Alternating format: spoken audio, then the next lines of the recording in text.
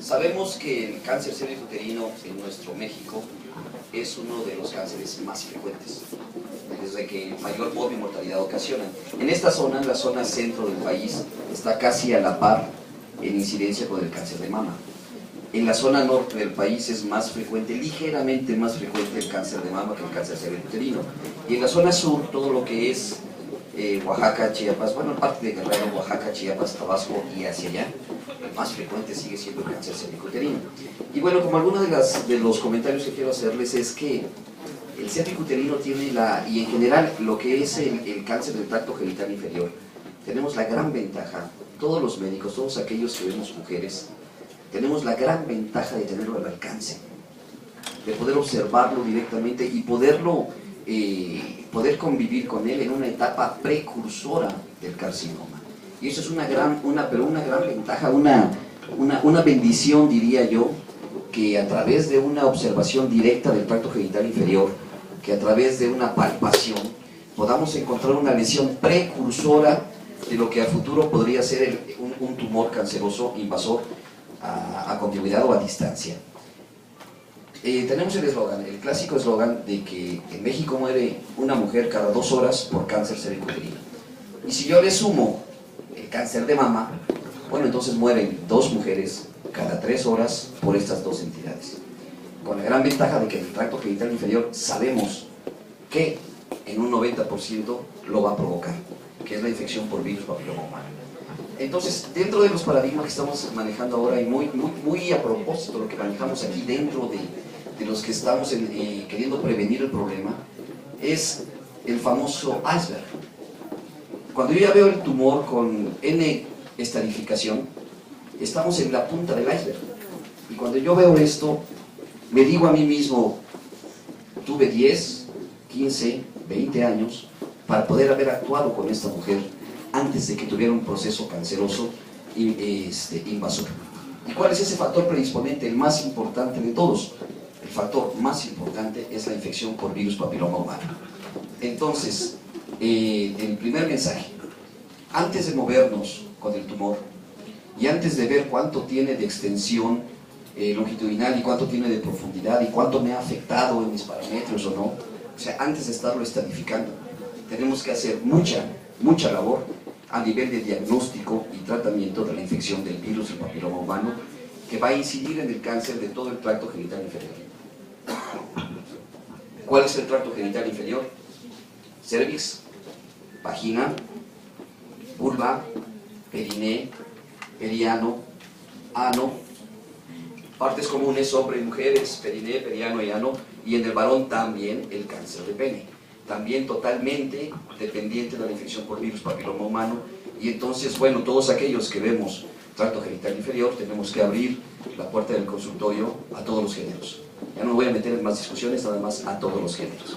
Bueno, pues vamos a empezar. ¿Cómo vamos? ¿Dónde me van haciendo los cambios de las diapositivas? ¿O tienen algún controlito? Bueno, de la que sigue, por favor. Bien. Cáncer cervicuterino, tracto genital inferior, estaba yo platicando, es la patología oncológica del tracto genital inferior, está estrechamente vinculada a la infección por virus papiloma humano. Entonces, realmente donde tenemos que tomar muchísima más experiencia, no tenemos imagen de este lado, perdón. Ok.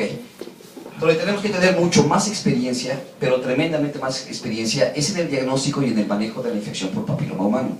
Pero tal vez podríamos irnos un poquito antes. ¿Por qué algunas personas desarrollan problemas al adquirir el papiloma?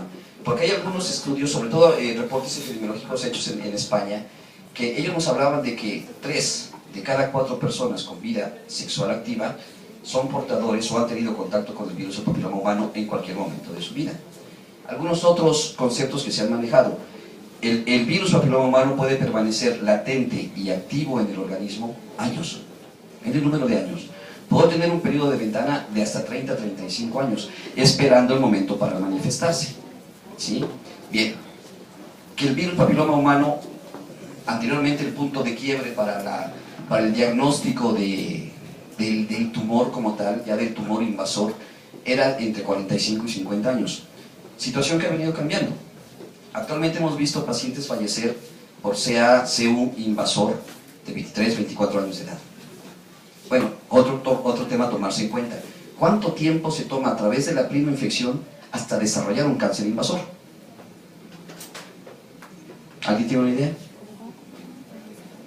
Es variable, depende, hay que individualizarlo, eso no son recetas de cocina, ¿sí? Podemos tomar en promedio 10 a 15 años desde el momento en que se genera una prima infección y desarrolla una lesión precursora de bajo grado hasta el momento de un cáncer invasor a distancia. Pero entonces, ¿por qué no todos? Porque aquí hay otro paradigma también. Aproximadamente el 1% de los pacientes con papiloma humano que desarrollan una infección, una lesión, perdón, van a desarrollar un cáncer invasor. Bueno, pero si esto yo lo combino con el otro concepto, que es 3 de cada 4 personas de una población son portadores del virus, entonces la cosa sería espantosa. De los 125 millones de mexicanos, el 75% portadores de virus, pues afortunadamente nada más el 1% van a generar tumores, y esto aún así me dice que es el cáncer más frecuente en las mujeres en México en promedio, ¿sí? Sin hacer la separación de las regiones. El norte es ligeramente más avanzado en mama, el sur ligeramente más avanzado en cervicuterino, y el centro es el que hace la diferencia. Entonces ligeramente arriba todavía el CA1, aunque con un gran avance de la patología mamaria. Entonces, ¿cuál es la diferencia? ¿Por qué no todas o todos los pacientes que son portadores o que tienen el virus en su organismo, no todos desarrollan el tumor? Eso es algo que nosotros debemos tomar en cuenta. Estoy muy de acuerdo con el doctor Pámanes. Hay que individualizar los casos, el estilo de vida, el grado de estrés psicoemocional que están presentando, el tipo de alimentación, el sedentarismo, el estrés oxidativo definitivamente. ¿Y cuáles son las causas del estrés oxidativo? El estrés oxidativo debe de ser multifactorial.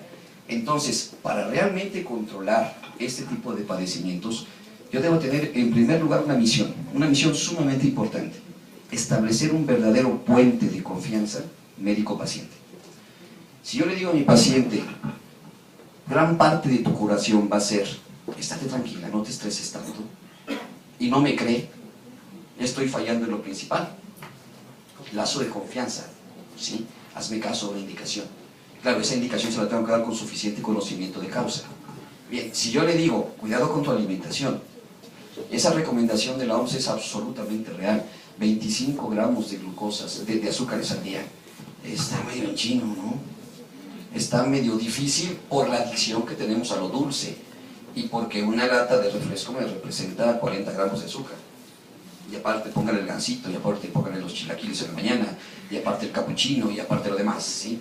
Entonces esto es difícil y me tiene que entender, ¿sí? Y luego, si en lo que estoy esperando que tengamos imagen aquí, quiero hacer un comentario. Hoy en la mañana me enteré en el Facebook, acaba de dar una felicitación a nuestro presidente de la República y un reconocimiento a Coca-Cola Company, porque están contribuyendo formidablemente en la disminución de la obesidad en México. No sé dónde tenemos esa cabeza. Bueno, ya nos metamos en otro tipo de cosas, ¿verdad? Bueno, no sé cuánto tiempo tardará la otra pantalla, pero si no, por acto de fe, ¿sí? Se los voy diciendo acá, y créanme que está sucediendo de este lado. Sí, es que el acto de fe es aceptación sin comprobación, ¿verdad? Entonces, sí, la tengo la diapositiva de este lado, se las voy a ir platicando. Bueno, algo parecido a la paternidad, es un acto de fe. Sí, ¿verdad? Es que ya se demostró lo contrario. Bueno, decíamos que la infección por virus papiloma humano puede afectar a todo el epitelio escamoso estratificado, ¿sí? Queratinizado y no queratinizado. Entonces, ¿qué quiere decir esto?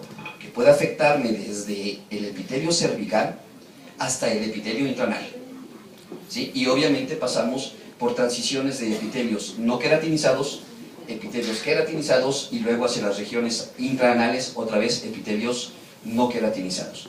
En todo este epitelio, la biología va a ser prácticamente la misma en cuanto a la respuesta a la infección por virus papiloma humano. ¿El varón es un factor de riesgo para el desarrollo del cáncer de pene? Claro que sí. O sea, ya no es tan inocuo. Hace unos años escuchábamos el hecho de decir, el hombre no le pasa nada, no le pasa nada. Y en consulta me dicen, yo no tengo nada. Bueno, pues entonces, si él es el esposo y su señora tiene virus de papiloma humano, pues a menos que tenga ayudantes, será que él no tiene nada, ¿sí? Porque aquí no hay vuelta de hoja. Y no se trata de desgastarnos en demostrarle al varón que él tiene el virus, sino se trata de prevenir el desarrollo de un carcinoma que lamentablemente en el caso de cáncer de pene el tratamiento es mutilante. ¿Sí? Y entonces esto para la idiosincrasia de nuestro mexicano clásico pues es terrible. Bien, son las únicas entidades oncológicas que pueden ser observadas en etapas precursoras, porque antes de que desarrollen un proceso invasor, están desarrollando una neoplasia intraepitelial. Y estamos hablando de que es un epitelio con varios estratos celulares. Tenemos, vamos a hablar de manera muy general en todo este epitelio estratificado, entre 25 y 35, bueno no, la vagina se va hasta 50, líneas celulares, que entonces la neoplasia intraepitelial quiere decir cambios morfológicos importantes en las células de estos epitelios, cambios importantes en donde lo principal es que está abolida la apoptosis, o sea, son células inmortales, pero que van creciendo en el interior del epitelio, respetando las membranas basales, y esto nos permite que esté encapsulado el problema, que esté dentro del epitelio. En el caso del cérvix, ¿alguien tiene una idea de cuánto mide, cuál es el espesor del epitelio cervical? ¿No se da una idea? 200 micras. ¿Sí? Entonces, en lo que crece ese defecto celular y abarca el 100% de esas 200 micras, pasa un tiempecito y me da un tiempo de actuar. Yo debo ser lo suficientemente capaz de reconocer la etapa precursora, porque una vez que la membrana basal está tomada y está rebasada, independientemente de qué zona anatómica esté del tracto genital inferior, en ese momento ya estoy hablando de invasión. Y en ese momento ya el panorama es otro, la perspectiva es otra, los tratamientos son otros. Se ha determinado entonces la importancia del control de la pareja. Si yo quiero establecer un verdadero tratamiento de control de la infección por VPH que me va a llevar al carcinoma del tracto genital inferior, bueno, pues entonces tengo que tomar en cuenta que el tratamiento debe ser integral para la paciente y para su o para sus parejas. De veras, puede sonar a chiste, pero debemos tomar en cuenta a todos los participantes alrededor de este núcleo. La que sigue, por favor. Bien, conozcamos un poquito a nuestro enemigo público número 1, que es el virus papiloma humano. Bien, este es un esquema del árbol filogenético del papiloma. Bien, se han descrito más de 200 tipos de virus pertenecientes a esta familia, de los cuales alrededor de 100 infectan al ser humano, y por lo tanto estos 100 se clasifican como virus papiloma humano. En la naturaleza también existen virus papilomas que no afectan estrictamente al varón, que afectan a otro tipo de especies. ¿Sí?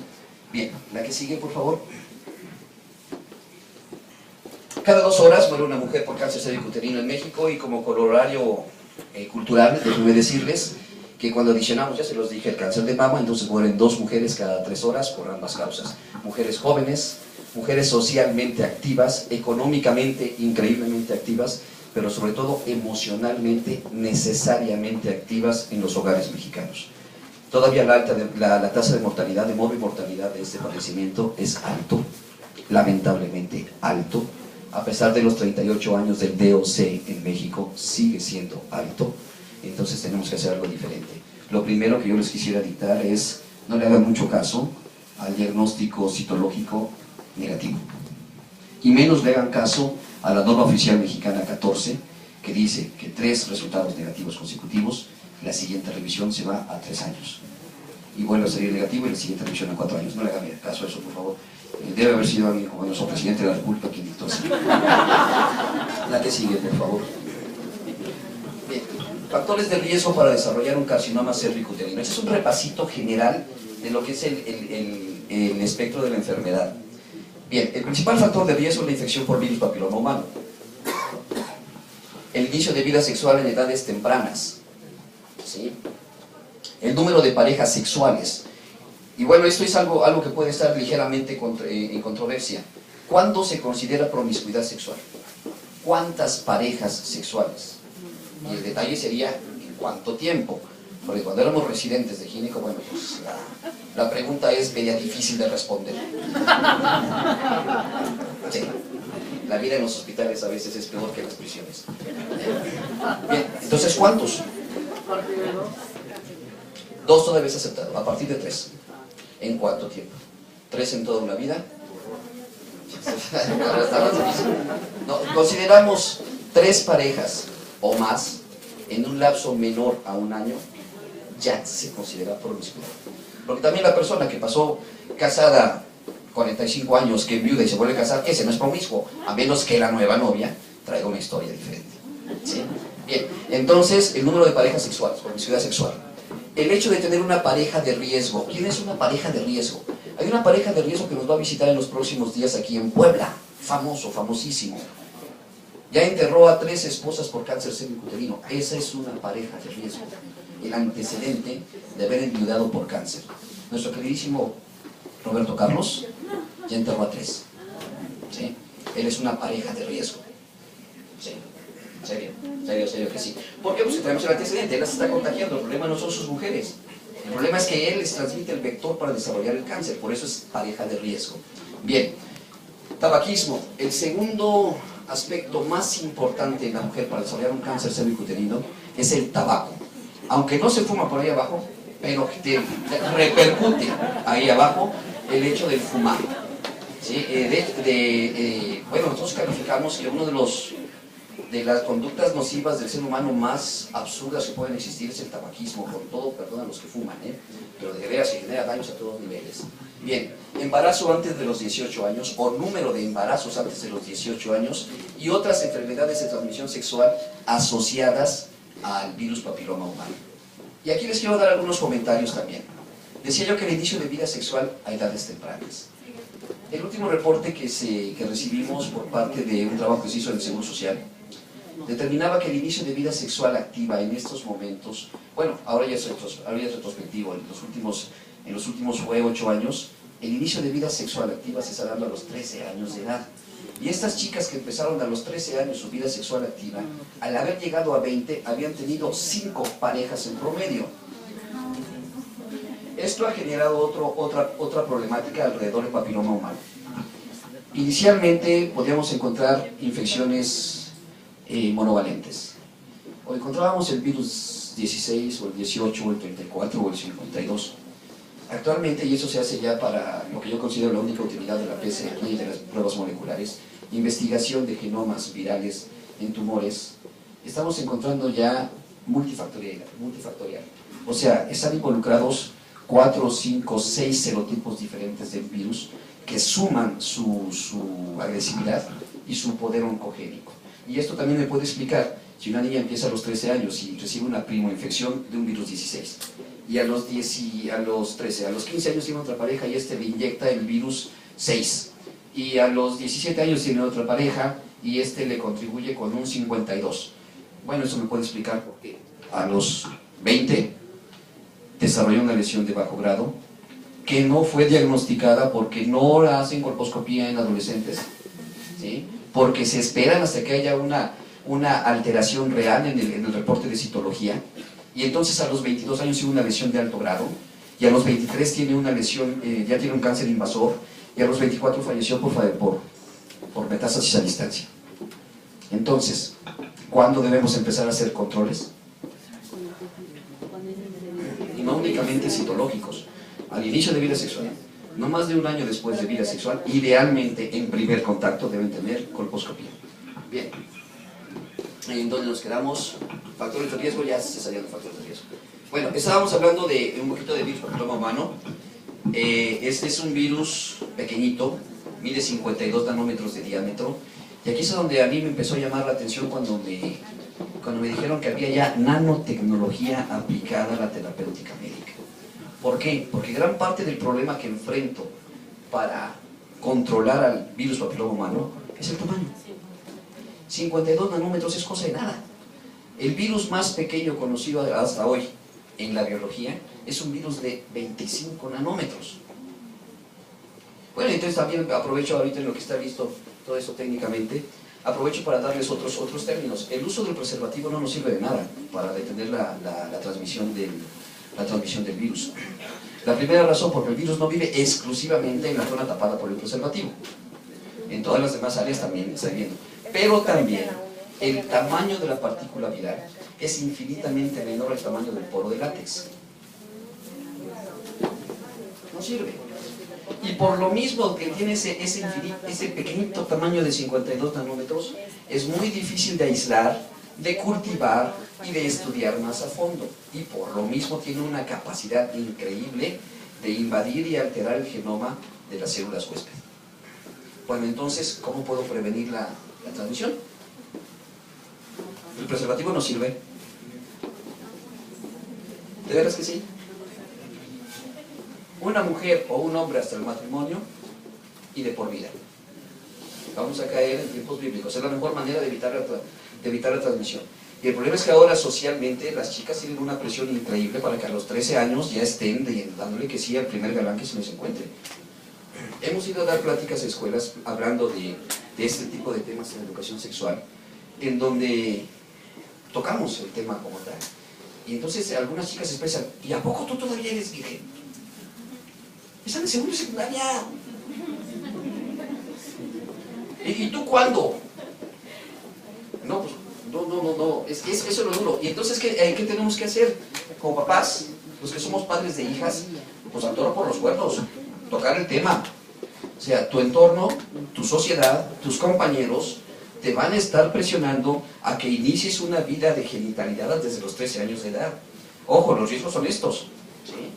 Yo siempre les he dicho cuando doy ese tipo de pláticas, 1000 veces, créanme, es una bendición que mi hija adolescente me traiga un nieto, y no que me traiga un tumor. O sea, el nieto me va a agarrar a besos, se va a ganar mi corazón en cualquier momento dado y me va a hacer vivir emociones increíbles. El tumor me va a hacer todo lo contrario, me va a hacer morirme con mi hija. En la angustia, en la desesperación, en la culpabilidad, todo lo que ustedes quieran que puede desencadenar, es todo lo contrario. El chipote chillón al tumor invasor, ¿verdad? Y seguimos en esto. Bueno, estábamos hablándoles un poquito de generalidades. El virus es un virus de doble cadena helicoidal, es un virus DNA, ¿sí? Tiene 72 capsómeras su cápsula. Bueno, ya estamos ahí. Ok, la que sigue, por favorcito. Bueno, no estamos todavía aquí, aquí algo que puse en rojo. Se ha determinado ya hace un tiempo atrás como factor de riesgo para desarrollar el cáncer cervicuterino la dieta deficiente en folatos y carotenoides, ¿sí? Sin embargo, esto ha ido variando el estudio al hecho de decir, es en realidad una dieta deficiente en antioxidantes. Ahora, lo que tenemos que ir determinando, y con mucha intensidad, es qué tipo de antioxidantes. Ya iremos. Creo ya que las ponencias anteriores dejaron suficiente evidencia científica, suficiente respaldo en colegios, estudios y demás como para entretenerme. Yo quiero hacer un poquito más la conjunción de todo lo que hemos visto el día de hoy hacia la aplicación clínica. En uno de los problemas de salud más frecuentes que estamos enfrentando, que es la infección por virus papiloma humano como causa primaria del tumor canceroso del tracto genital inferior. Bueno, ¿me pueden dar la que sigue, por favor? Bueno, no la imaginamos. Ya se calentó la ahí está. Bien. Bueno, pertenece al orden de los virales, familia de los papilomavirus o papilomaviridae, ¿sí? Doble cadena DNA, tiene varios géneros A, que son los virus del papiloma, y los géneros B, virus polimai, SB40 o vaporizante. La que sigue, por favor. Bien. Es un pequeño virus de DNA que no puede reproducirse por sí mismo. Entonces esto lo pone en una categoría importante. El contagio es de persona a persona. No hay contagios por fomites, ¿sí? No tenemos fomites en la infección. Podría darse como riesgo profesional. Y es la coartada perfecta que tenemos los colposcopistas. Trabajamos con virus papiloma humano y entonces lo contagiamos. No es cierto. Tiene que haber tiene que haber estrictas condiciones de temperatura, humedad, presión atmosférica, pH, para que pueda ser transmitido por un fomite. Y ese fomite casi es exclusivo de laboratorios de virología. ¿Podemos establecer contaminación cruzada en las clínicas de colposcopía? Sí, absolutamente sí, porque además se tiene que dar el contagio dentro de un término no mayor a 4 horas para que haya autoinoculación o contaminación cruzada. Bajo condiciones ideales se puede transmitir por fovito un papiloma humano en un término no mayor a 4 horas. Después de 4 horas, aún en condiciones ideales, el virus muere y él lo puede contagiar. Bueno, te decíamos, no es capaz de reproducirse por sí mismo, es muy resistente a la desecación y a la temperatura elevada, aunque sea ebullición, ¿sí? Pero le pegamos muy duro con cloro. Cuando quieran evitar contagios, usen cloro. Clínicas de colposcopía, no, de verdad, los colposcopios se limpian con toallas cloradas. Todo el instrumental pasa por cloro, no nada más por antisépticos de otro tipo. ¿Sí? Tiene un diámetro aquí de 50 a 52 nanómetros. Su genoma alcanza los 8000 pares de bases. Un peso molecular de 5.2 por 10 a la 6 daltons. La que sigue, por favor. Nada más un minutito, doctor.